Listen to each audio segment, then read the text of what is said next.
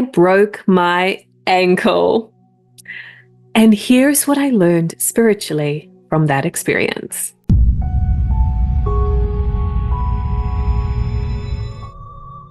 Hi, I'm Melissa, and I'm a spiritual intuitive coach, helping you to learn tools to develop your intuition and be able to connect with your spirit guides so you can get in alignment with what you're truly here to do this lifetime and feel joy and success in everything that you're doing. One thing that I talk about a lot with my clients is that every experience is a learning opportunity. We're here in this lifetime to learn and grow. And as much as sometimes we think that that should be all happy and roses, let's face it, life is not always happy and roses. We have challenges.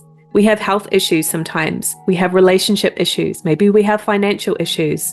And I think that it's unfortunate that sometimes spirituality is painted as this sort of Pollyanna, right? Like once you become spiritual, you'll manifest everything you want and your life will be perfect. I don't know anybody that's really experiencing that. They may say they are, but if you go a little bit behind the surface, there's always challenges, there's always growth opportunities, there's always problems that come across our way. But here's, in my opinion, why having spirituality in your life has such a positive effect, even in those challenges. It's because you can look at things with a different perspective. So again, I'm not saying toxic positivity where everything is great, even when you break your ankle, but to be able to see that there are lessons that need to be learned from those challenging experiences at least helps you to put things into perspective. So here's what happened to me.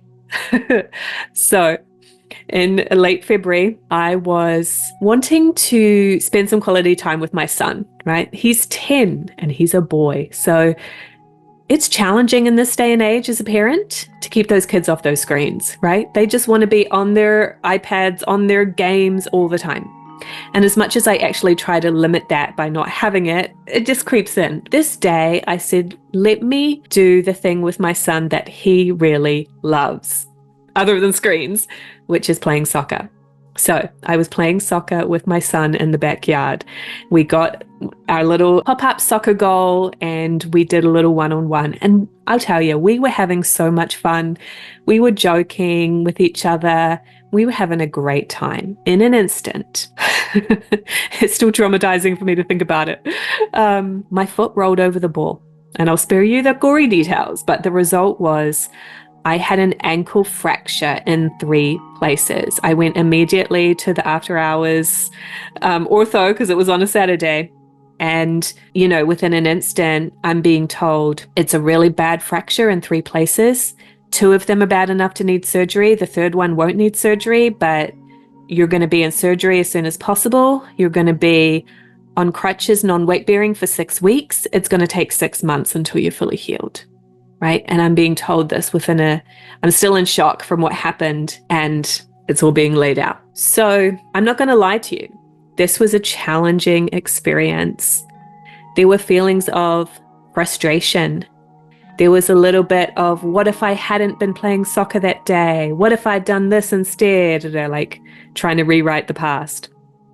There was a lot of pain. It was very painful, especially right after the surgery. There was difficulty in staying motivated sometimes because really there's so much pain and swelling with an injury like that you can't function normally. Basically, for pretty much 6.5 weeks, I was on the couch with my foot elevated and I wasn't able to work at my normal capacity. I certainly wasn't able to do normal household tasks, right? I really had to rely on my partner to help me and my child's father to help with him. As far as working, you know, I'm on my laptop, so I was able to do some of that, but there was a lot of times where I was in so much pain, I couldn't concentrate on working, drowsiness from the pain medication that I was on. For the first 3 or 4 weeks, I was really about doing 1/3 of the amount of work that I normally do, and then just giving myself grace. I just wanted to share some of those challenges first because I don't want this to seem like this Pollyanna, everything was great, because it wasn't. And I don't know that I was the most fun person to be around, especially for those first 2 or 3 weeks when I was in pain.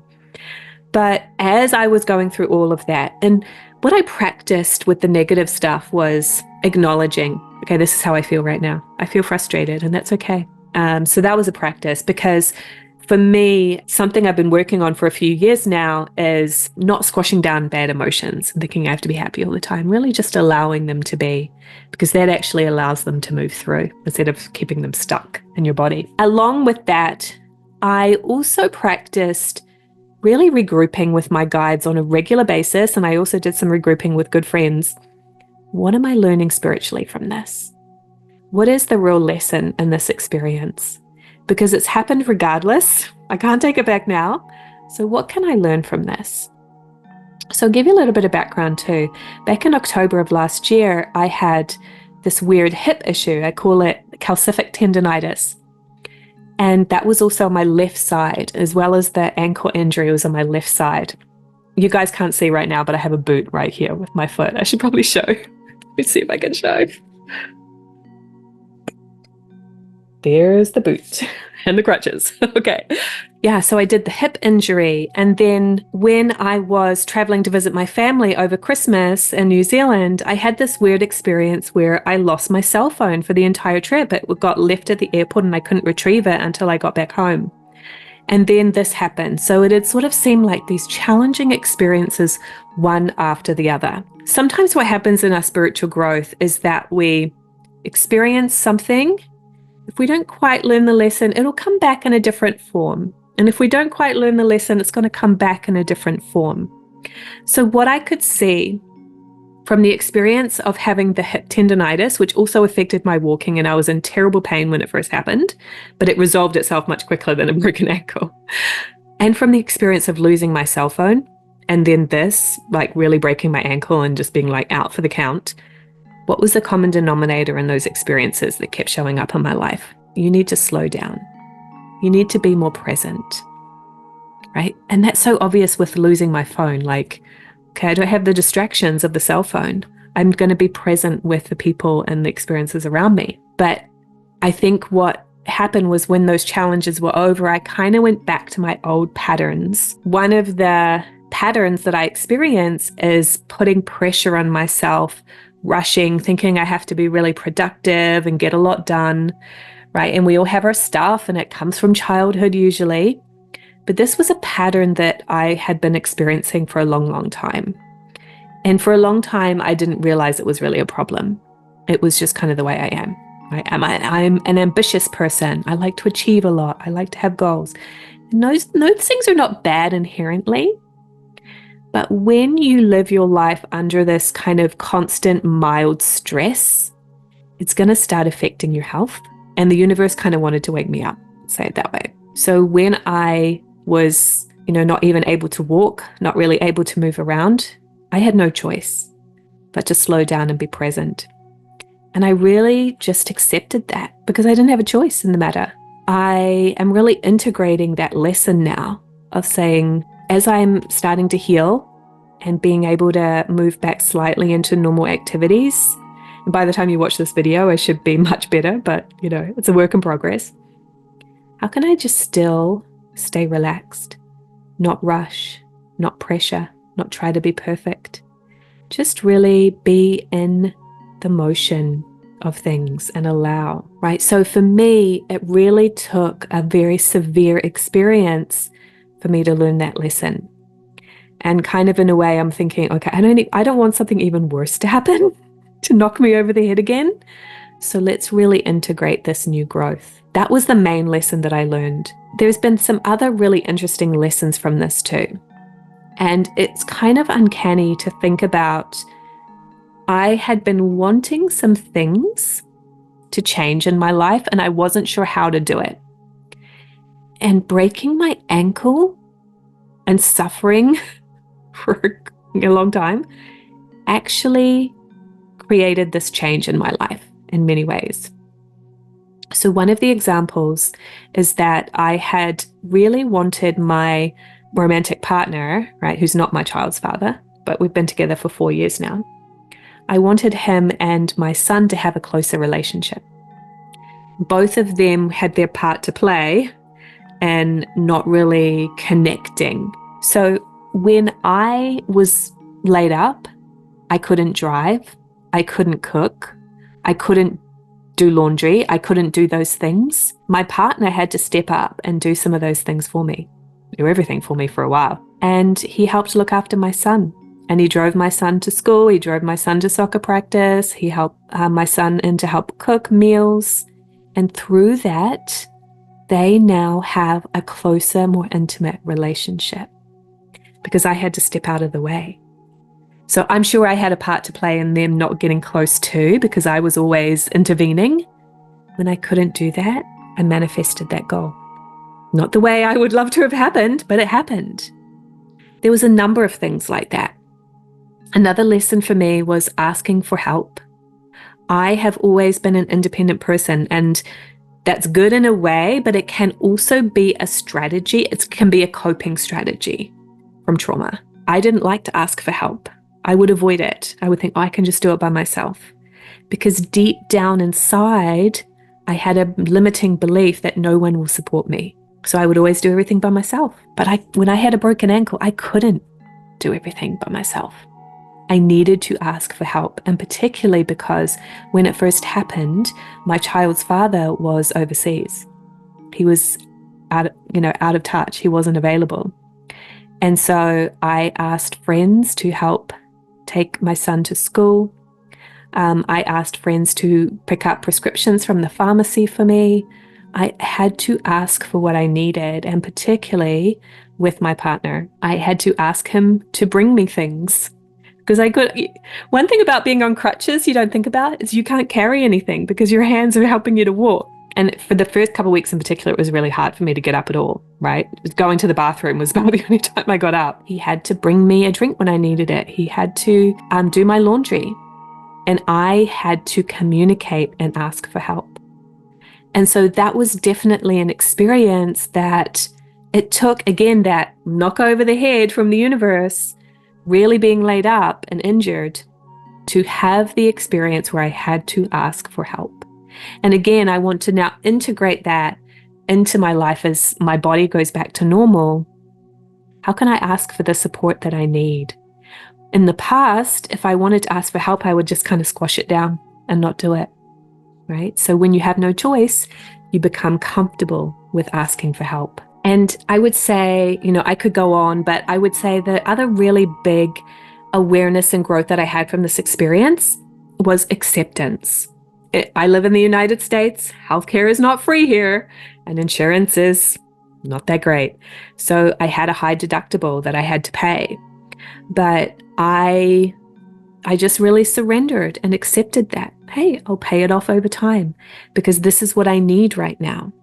And because I was actually planning a retreat before this injury happened, and I realized it's not going to be good for me to go ahead with this retreat. Even though it was still a couple months down the line, I was like, it doesn't fit anymore. So I had to cancel the retreat and refund people. Any income that I had was now being refunded. And even though I was in kind of a uncomfortable financial situation because of this and not being able to work very much, I really just accepted and allowed, because it's like, this is what I need. This is an emergency situation, and I just have to accept that, and I'm going to get through it. And I really do believe I had a lot of extra backing. You have your main team of angels, and when you go through times of challenge, you can have extra teams of angels come in to back you during that challenge, and then they'll move out again. So I do believe that I had a lot of extra backing to just really help me to not worry and to trust that everything will be all right. Because when our finances are threatened, right, it feels like very scary because it feels like our survival. But I've been through that experience now. And so I'm not so afraid of, right, not having money, that scarcity thinking, because I know, hey, if I can get through this, I can get through anything. And what I actually did was I just continued to focus. I'm not going to do the retreat anymore because I can't walk, right? Can't even get up the couch. But I focused on creating my psychic program, which I'd already been planning on doing. So I just followed through on that. And because it was really in alignment, it's a program that's really helping people with something they really needed and been asking me for a long time, which is how to develop your psychic abilities. And it was just great timing for it. It actually was the most people I've had in a program ever. So it just goes to show, like, even though I was only working 1/3 of the capacity, you know, financially and abundantly, it was just fine. Trust, right? Even when things seem scary, trust. This was a little bit more of a personal video than my normal tips kind of encouragement stuff that I share on YouTube. But I thought that, hey, why don't I share my story? To know, first of all, that nobody is perfect. Nobody, even if they look so together and great on YouTube or wherever else, on Instagram, there's challenges that come up in life that we all have. But if I can see that as a learning opportunity, it's going to be so, so valuable. It really sucked having this injury. And another challenge with it was that people just don't realize how challenging it is. They think, oh, okay, she's on crutches. So much worse than that. And I have compassion now for people that are going through these kind of things.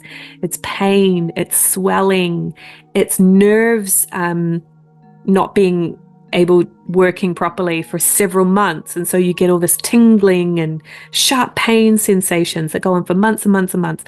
And then you have the medication, and then you have the side effects of that medication, and then you have non-weight bearing. And then when you're over that, you get the side effects of being non-weight bearing. And so it's a real journey, just more than, oh gosh, how inconvenient you're on crutches, right? It was really a health condition. Some people in my life didn't understand that. I had to communicate that and just really say, hey, this is what I need right now, right?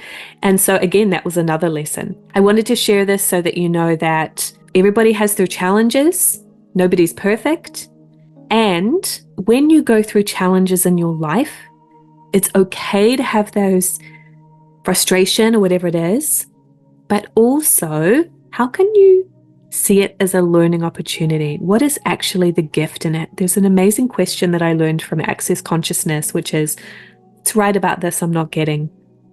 So you can see the value of every experience in your life. And let's face it, it's sometimes the negative experiences that we learn more from than the positive ones. Sad to say. Enjoy the positives when you have them, embrace them. But also know that when there's challenges that pop up, it's going to help you so much as a person and your personal growth. So if you've had any challenging experiences that turned out to be a gift from the perspective of the spiritual growth that you gained from it, do share that below. Let's create some community around this, some support for each other, some encouragement. If you're wanting to go deeper with your spiritual connection, there's a video that I'd love you to watch next, which is ways to stay connected spiritually. So even in those challenging experiences, you can have some spiritual connection and some positive solution-oriented messages from your guides. So go ahead and watch that one next. I'll see you there.